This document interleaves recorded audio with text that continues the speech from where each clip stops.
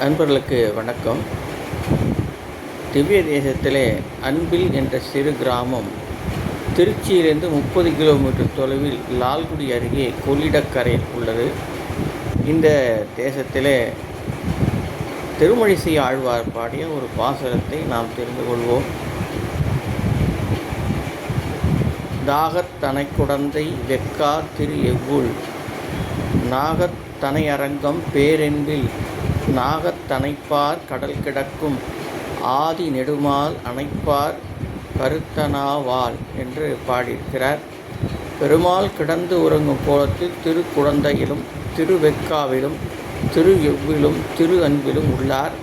அவரை அணுகுவோரை அரவணைத்து அருள்கிறார். அவரோடு ஒன்றி நமது ஜீவாத்மாவை அந்த பரமாத்மாவோடு இணைக்க வேண்டும் என்று இந்த பாசுரத்தினுடைய கருத்தாக ஆழ்வார் பாடியுள்ளார். படித்து இறைவன் அருளை பெறுவோம்.